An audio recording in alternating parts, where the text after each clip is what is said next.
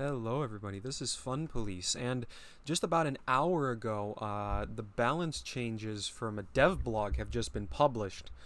Seemingly, these are going to go out in the soon. Probably like in the next day or two.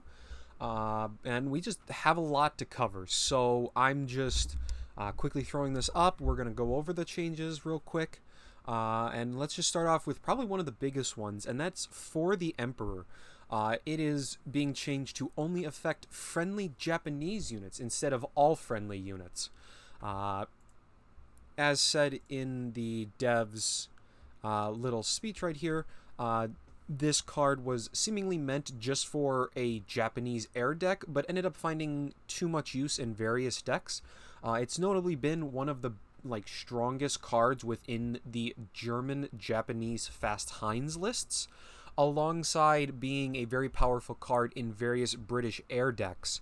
And as such, For the Emperor is now going to be a bit. We're definitely going to see those decks cut the card now, because there's no reason to run it if you're not a Japanese main.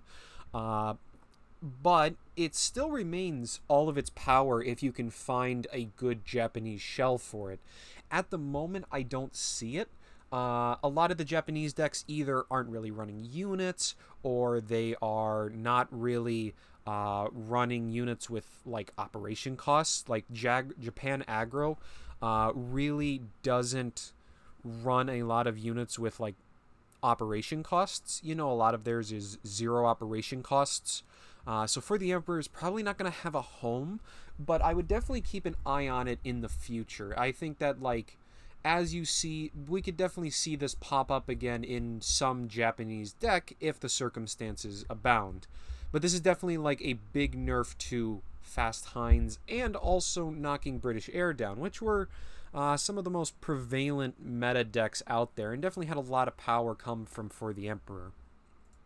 Moving on, we have the 158 Nakshub, and the Nakshub was a card that has...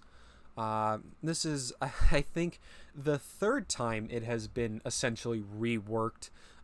Going way back into beta, it used to work with it used to have a purpose with discard, then got changed to its current version, and now it's being changed for another time into being a once per turn effect, but working anytime you kill an enemy unit. So you no longer need to have your own units killing enemy stuff. You just have to kill an enemy unit. That can be with orders, notably.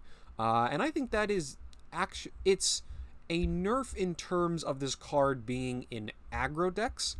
Because in aggro decks you often had a lot of cheap units and could trade very effectively to gain, 4 or 6 credits on certain turns and have really big swings. But I think this card is a lot nicer in certain control decks now.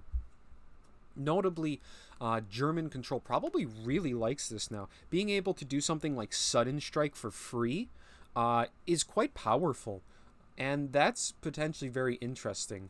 It essentially saves 2 credits on your first removal order now, or your first unit to kill another enemy unit, and that can be quite good in tempo, even though you're not able to do it more than once per turn. Especially because German Control is a little slower. It can also afford to take a turn or two off, playing out Nakshub, and then just start getting extra value from it. And the enemy's going to have to either just accept the extra credits you're going to have on turns, or find a way to deal with it.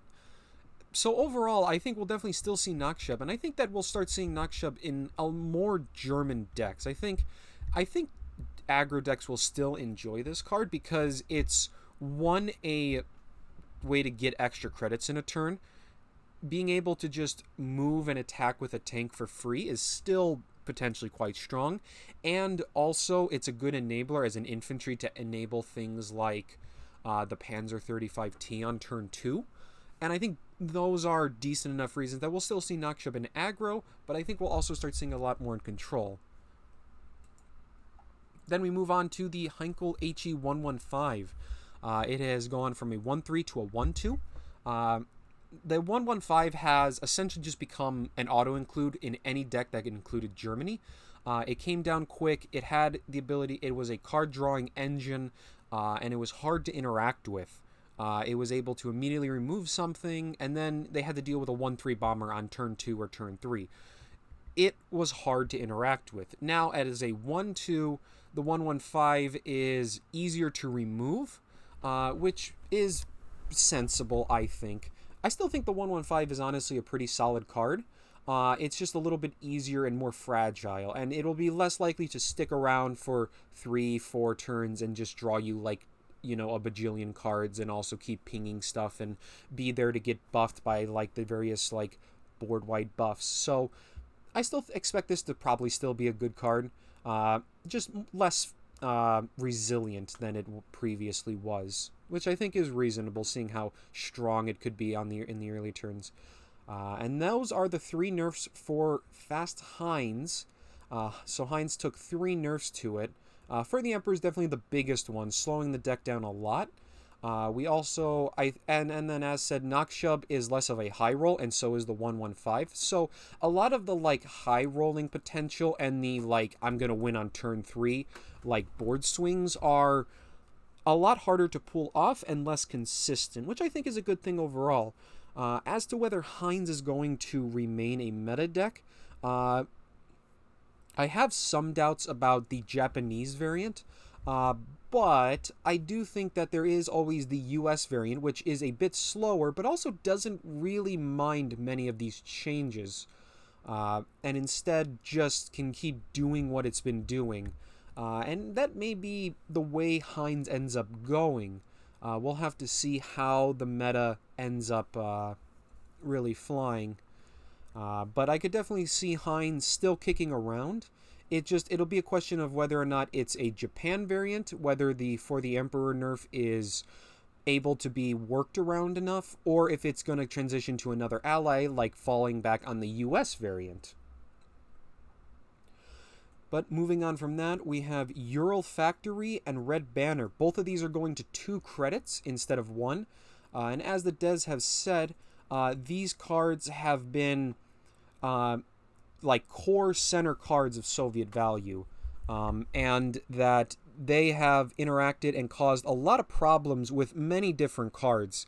And I'm sure many of us can see like Confusion and 270-second guards and Partisans, among stuff like Mobile Defense, the Chaikya, and other things. They interacted very effectively with those and were overall essentially kind of what I would say the core problem. Because, for example, if we go back, I'd have to look, but if we went way up in this dev blog, we'd go back and find a handful of nerfs to Soviet value cards, such as 6th Airborne, that were done because they interacted too much with Ural Factory and Red Banner. Essentially, I think that there is arguments to nerf cards like Confusion and Partisans, but I think that Ural and Red Banner were overall kind of a core problem of it, and continued to make problems anytime cards that kind of worked with them were printed. Like we didn't see a lot of complaints about Ural Factory and Red Banner before stuff like, let me rephrase that. So way back when, there was a big complaint about Ural Factory and Red Banner back in the closed beta, or the open beta, and there were a lot of complaints about Soviet value being able to cheat out on like turn 3 a 6-drop using like Siberian Transfer alongside Ural Factory. There were other examples such as 6th Airborne, and many of these cards and interactions, at least a couple of them, ended up getting nerfed in order to lower the power level. And then we just saw Ural remain a really good card and a staple of any slower Soviet deck for pretty much its entire existence. These cards have always been in that deck, and that deck has just always used them and always gotten a lot of value out of them. Even something like the I-16 Chaikya, at one point I remember people calling for nerfs on that card because when you played it on turn 2, if the enemy didn't kill it, you'd just go Ural on it on turn 3, and you just have this massive board swing.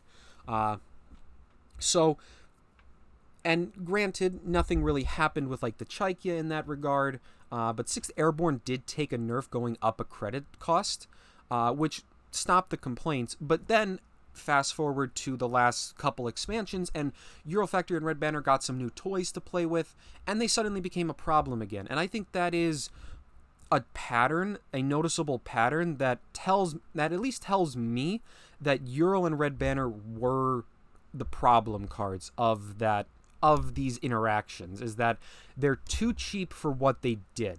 But I don't think, and I think overall these are fine changes. These are still, I think, very good cards. You will have less interaction, or everything pretty much just gets slowed down a little bit, but almost none of the interactions are getting interacted with. You can still go Confusion and Euro Factory on something, but now that's going to cost you 5 credits instead of 4. So I think that's overall a good thing, because this effect is arguably one of the strongest, like, destroy a friendly unit. You know, like, if you compare it to cards like No Retreat or the Japanese Deadly Duty, Euro Factory just outclassed them massively, in my opinion. So now I think there's not only a bit more balance, because a lot of the Soviet value plays that people didn't like are a little bit slower, but not gone either, which is, I think, an important note. But also, we may see some of those other destroy a friendly unit cards maybe make their way in now that they're actually cheaper, than something like Euro. Maybe a Soviet Japanese value deck comes around and you make use of Deadly Duty alongside like Euro Factories and Red Banners in order to, still have that cheap interaction with like, taking an enemy unit, trading, and then killing it, and then you'll get to draw cards, and maybe there's something there. We'll have to see. I don't think Soviet value will die off because of these changes. It just definitely slows down. And then the other change to Soviet value is to the 272nd Guards. It's going to an 8 credit 6/6. Essentially, it is now no longer... This is the one interaction that has been removed. Essentially, you can no longer use Ural Factories on 272nd Guards to make 2 IS-2s. It is still possible through the use of Red Banner, so that combo still exists in a form, but it's definitely getting a lot less consistent. Because you need to specifically combine 2 elites in order to get it. So it also stops the couple occasions where you would like randomly get more than one 272nd Guard, and so you can only really do it one time. So I still expect it to, and there is a little bit of a benefit of the 272nd being a little bit easier to play out on its own. It is weaker overall in its body as a 6/6 instead of a 7/7, but 8 credits is a little bit more affordable and it's a little bit easier to get out, so there is that benefit. But overall, as I was talking about, I think that Soviet value remains fine. It just slows itself down a little bit. One of the interactions with 272nd got toned back a little bit, and then Red Banner and Ural Factories got slowed down, and that has allowed for a bit more of a interesting dynamic, I guess, is how I can say it best. We'll have to see how the deck adapts, but I don't think it's gone. I think there's still, the potential for a lot of value, and the meta is just we're gonna have to see how the meta adapts. A spoiler, or a little bit of a spoiler for a change that we're going to talk about later. I think that Confusion may actually fall out of the meta anyway, in favor of another card, depending on whether whether a certain deck ends up becoming a meta force, which I think honestly it could. And then let's talk about Lion for a Day. So Lion for a Day got a nerf, which I think most of us can agree is really sensible. It's going from 3 credits to 4 credits. Lion for a Day was super cheap as a removal option, and now it goes to 4 credits. It's slowing down Italy as a control deck a little bit. You have to pay just a little bit more for its good removal. I don't expect Lion for a Day to go away or anything, but I think it's just balancing out a strong card. Now we get on to a mixture of buffs. Sea Patrol is the first one, going from 2 damage to 3 damage. And I think it's a fine little change. It's hard to say whether or not like a British air deck will have room for it, although there was the nerf to For the Emperor, which cuts out a couple cards from the deck. So maybe Sea Patrol can just slot in there. I think the primary benefit of Sea Patrol is really it being able to burn the enemy HQ. Notably, if you're able to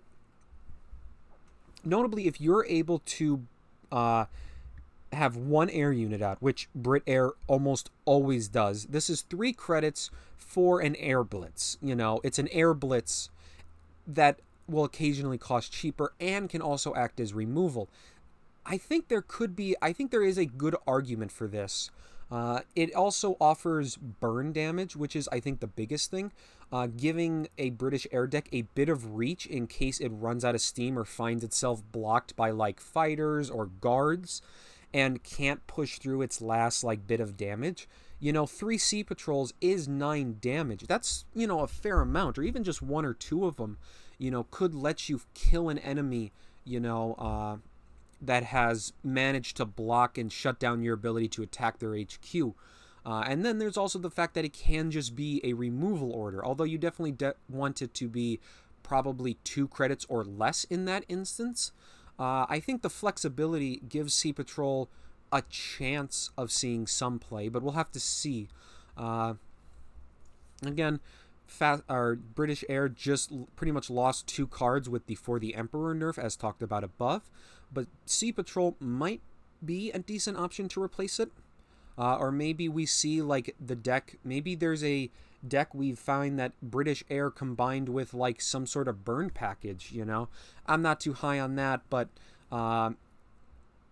we could see maybe, like, British-German Air, and then you just combine, like, the burn of Sea Patrol with some burn from the Germans, and maybe that's a deck.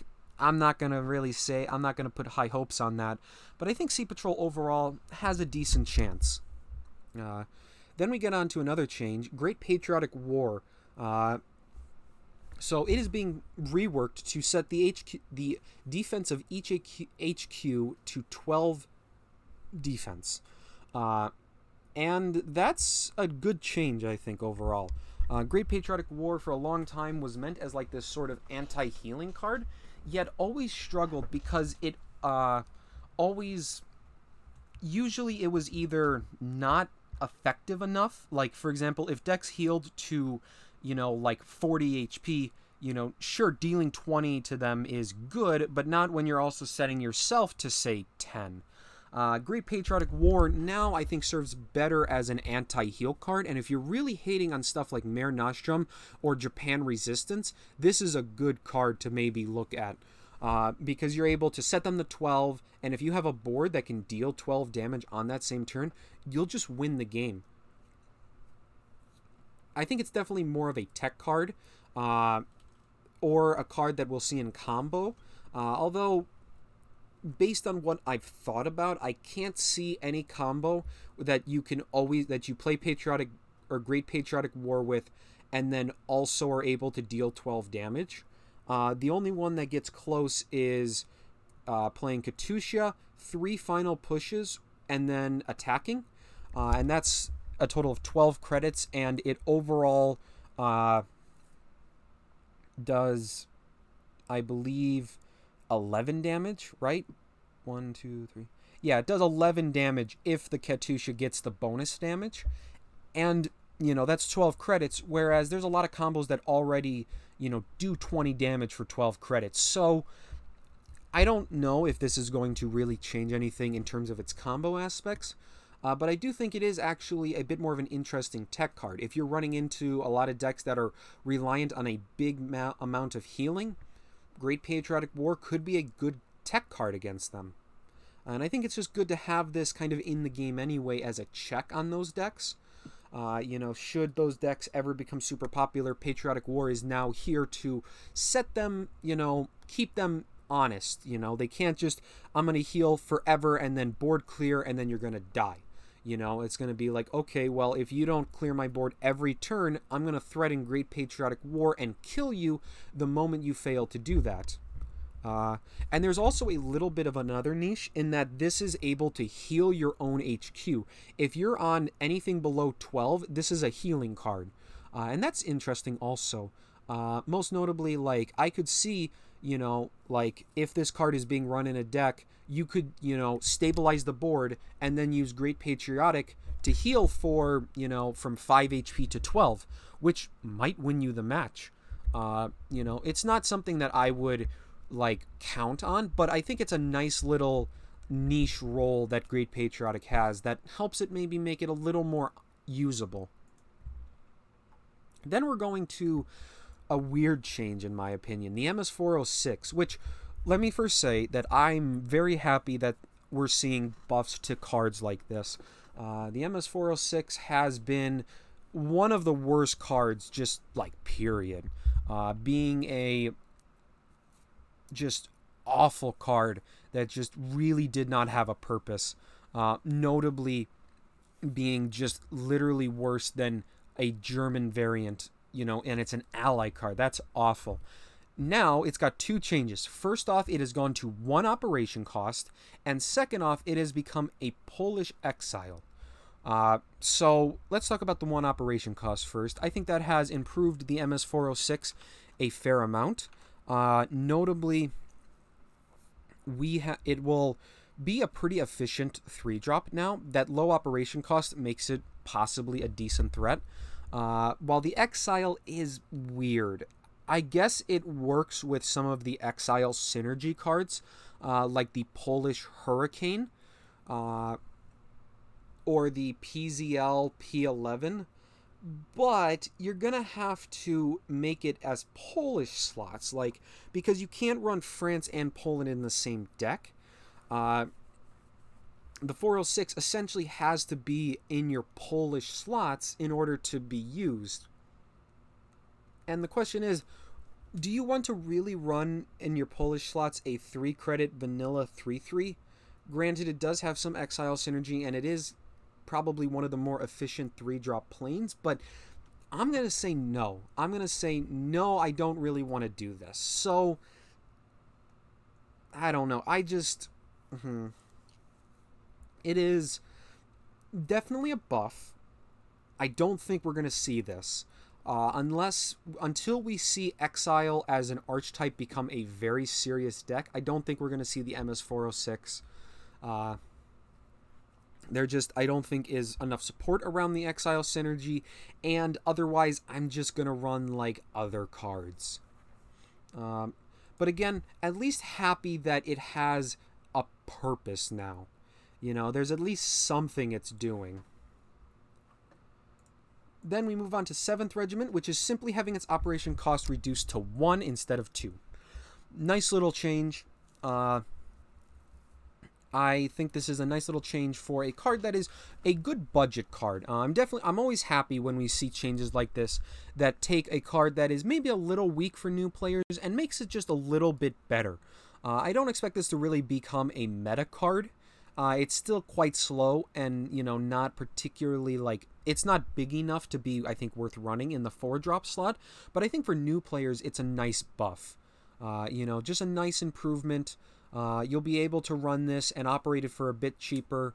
Notably, I think probably best case, you can now move this into the front line on turn 5 and then play the M4 Sherman. So you draw 3 cards in the turn while also still taking the front line and, playing out your Sherman. So, that could be a good mid-range package for, like, starter US decks now, which I think is a nice thing overall. Not much else to say on 7th Regiment, just a nice little buff. Now we have another reworks, which I'm very happy about. The ME262A Schwabel. Probably butchered that, I know, I'm sorry. But it is now a 9-credit plane. Its attack has been reduced from 8 to 7, but its deployment effect has been changed to destroy all enemy air units. And now this is a lot more interesting. I think this is now a legitimate card that can be played in a German control deck, especially if you're seeing a lot of air decks or decks with air units in them. Being able to just blow up all of the enemy air units is really powerful. Imagine, for example, this against a US ramp deck. Blow up their Avenger and B-17 and also put out a 7/5 fighter, all for 9 credits. That's really powerful. Granted, ramp is not a meta deck right now, or not at least like a top tier meta deck. But it could also have its uses occasionally against something like British Air. If the game's been dragging on, you're able to pretty much just board wipe them. And even just other decks, that just happen to play air units, Even just being able to blow up a single, like, Lightning, the 3/5 British special plane. Being able to blow that up and put out your own Schwabble, that's a good tempo swing. And can really, is effective, making it like a B-17. I think this honestly becomes close to, if not an actual staple in German control now. I think it's very flexible. There granted are times where it's definitely not like Leopold levels or anything, but I think it is now strong enough that the simple fact that it can be essentially a B-17 in some instances where you blow up an enemy air unit is good enough, and I think that in the occasions where it's killing multiple air units, it's game winning. I think that's an awesome rework for a card that has for so long just languished as not good enough. Next up, we have the 75mm mountain gun. Its operation cost is going from 1 credit to 2, but it also is gaining 1 defense. And I think the bigger thing is definitely that it's no longer able to be pinged and killed. This is now potentially very scary if dropped on turn 2. Because you're able to so effectively dominate the board if the enemy doesn't immediately remove this. Namely, this is very comparable now to the 28cm coastal howitzer, which is essentially increase the number on all of these, increase every number on this card by 1, and that's a 28cm coastal howitzer. But I think the fact that it is cheaper is actually a big deal. 2 credits in order to put down a 3/2 artillery piece threatens to completely dominate the board if the enemy doesn't immediately remove it. Think about all the 1/3s that are in the game, and the fact that it's no longer pingable is I think the biggest thing. That 2 operation cost does lower its ability to snowball, but still being able to, essentially get such getting free trades on pretty much anything in the early game from your 2-drop is quite powerful. It could become a legitimate 2-drop for Japan control decks, just because it's able to really help control the board and the enemy has to deal with it, Even if you just play it out and the enemy has to trade, their 2-drop into it, that's quite effective. And if it survives, ooh man, that's a lot of board control in your favor. So I think overall it is a good buff. Also works in contingent with what is seemingly to being pushed of the cannot attack enemy HQ, which leads into our second change, Nara Regiment, going from a 6-cost 5/7 to a 4-cost 3/6. So now it is significantly cheaper, but still remains a relatively effective guard.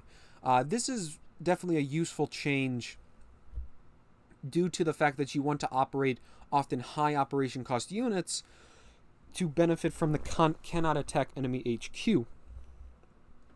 Nara is now also a pretty effective 4-drop guard. 3/6 is a pretty solid stat line for a 4-drop guard, and the cannot attack enemy HQ, is probably a benefit that you'll largely see later in the game. But just being able to drop this and overall have it be a more effective body for its cost, I think is a good thing. And I think it definitely helps make Nara Regiment a more interesting card alongside New Doctrine and the other cannot attack cards. And whether or not that package is going to become a meta thing, I'm probably going to guess no, but, I guess we will see. But I'm definitely going to say it's probably going to remain niche until we see like an expansion further pushing this. But these are definitely good buffs in terms of supporting that. Then we get to the Hotchkiss, and I love this change. The Hotchkiss is getting a effect now, and that is gets +1 attack when you deploy a non-French unit. that is very effective now as a card. Notably, it is not hard for this to be a 2-cost 3/3 tank or a 2-cost 4/3 tank. And that is pretty good, honestly. It is not hard to buff this up. This guy gets going very quickly. It's vanilla statted with good, cheap operation cost. What deck this goes into, I don't know for certain, but this is honestly now a legitimate aggro card, I think. I think there's the funny idea of you play this in fast Heinz because you're playing a lot of cheap tanks, and there's ways to reduce the operation cost. So having, you know, like a 3/3 or a 4/3 tank operating for free as your 2-drop, quite effective, honestly. As to what else you run in that deck in the French slots, I shrug at, but I think overall the Hotchkiss is now like a legitimate card, which is like after like 2 years of it being a bad vanilla card that is worse than like main nation cards, honestly is really nice to see. France is finally getting some love, and hopefully it keeps up and we can maybe see France become something more than Resistance and Mobilize. Maybe, hopefully, please. Beyond that, we also have the Obis DA7513, which is getting reworked. Its stat line is remaining the same, but its deployment effect has now been changed to a passive effect that reads, your other Alpine units can move and attack during the same turn. Essentially, all your Alpine units become tanks while this is on the field. That seems very, very strong, because one of the biggest problems with Alpine was often its slower movement, being able to unable to move its big units into the front line and attack with them, and now the Obese fixes that, and that can be potentially quite powerful, especially in the mid game. Being able to play this out, move your like 6/5 into the front line and attack with it, that's quite powerful. And you're also notably playing often a relatively large artillery piece for 3 credits. Honestly, with the recent Jabrig Pioneer helping Alpine a lot, I think the Obese honestly is going to push Alpine into a tier 1 deck status. And that's going to be a big change on the meta, I think, because the way you beat Alpine is quite different than how you beat other aggro decks. Notably, you need a lot more effective 1-for-1 removal on turn 2 and turn 3. You can't look to try to like take it slow or guard against it. You're going to have to actively remove their stuff in order to keep them from getting too far out of hand. So big buff to Alpine, and I think is honestly going to really change up how the meta forms. I would definitely start looking to removal options like from Germany that can blow up units regardless of their stats, or instead of stuff like Confusion, honestly start looking at stuff like the Hammer, which is able to kill something on turn 3 and remove one of their threats in order to stop them from growing. But definitely a big buff, I think. Then we move on to the Typhoon Mark 1B, a very simple change of it just getting +1 attack. The Typhoon honestly might find its way into British Air also. It is now a little bit more effective, and it also still has a little bit of benefit of that retreat, which has minor synergy with the RAF Lightning and potentially the AVRE, which I've seen a little bit in Brit Air, but whether or not that sticks around, we'll see. But the Typhoon is now also just a better threat on its own. A 5/4 fighter is more efficient and overall should, I think, pressure a bit better. And I think that is overall a lot more useful. Not much else to say, really. I guess we'll see if it shows up in British Air. I don't think it's going to inspire like a full-on retreat deck in any means. But I think that it could maybe be a legitimate option for British Air. And then the final change, the PY1 Ginga. So it's losing 1 attack, but it's getting 2 changes. First off, its deployment is now a Tor. It hits all enemies. And then if it's discarded, it also deals 1 damage to all enemies. So obviously, this is a buff that is meant to improve it as a as a discard synergy, and it's not bad. Being able to cheaply have a discard effect is quite effective. Notably, though, it's very interesting with Matsu Regiment. Being able to deal 1 damage to the entire all enemies and make a 7/5 could be interesting. I don't think it's going to be enough to make self-discard effective, but it is nice to see that deck getting more support. Because the more synergy it has, the easier it will be to make like an actual deck or an actual package in the future. And notably, I want to point out that I think the Ginga is also now a better budget card also. You don't need to run self-discard with it, I don't think. A 4/4 that deals 1 damage to all enemies is a decent card for budget players. You know, that's effective, especially if you're combining it with like naval operations and Taurus itself. You know, you could kind of make pseudo board clears where you're pinging down the enemy board, you know, and then this helps you also develop a threat onto the board. So for budget players, I think this is honestly a nice card to play just on its own.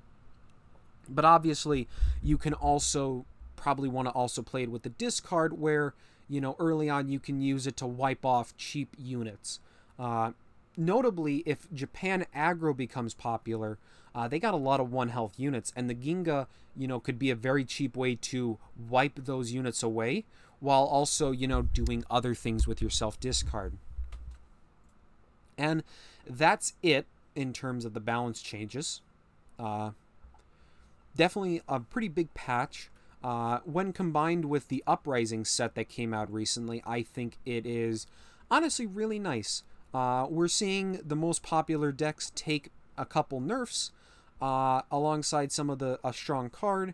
We're seeing a bunch of buffs to a bunch of weaker archetypes. I'm always a fan of the nerfs being buffed in ways that are, you know, not making them like absolutely meta.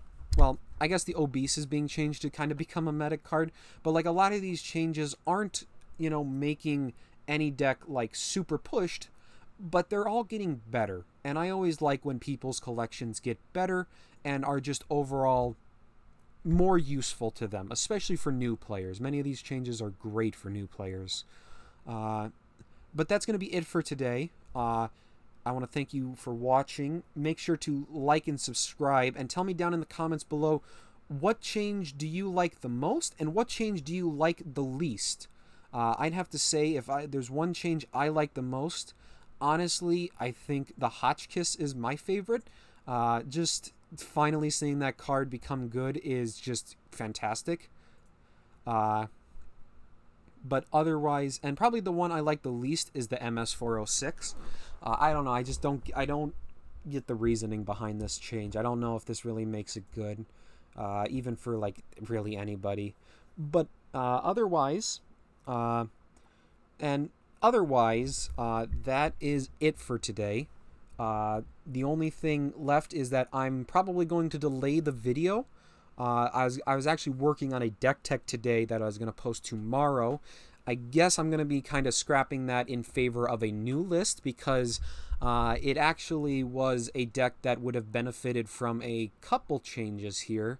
I'll let you guess what it was, but I guess we'll see in the future. I'll work on it. I'll see if I can get it out later this week, but I won't make promises because this deck took a while to refine, and now I might have to fit in another like 2 to 3 entire like sets of cards and see how they do and whether or not it works out to better or worse.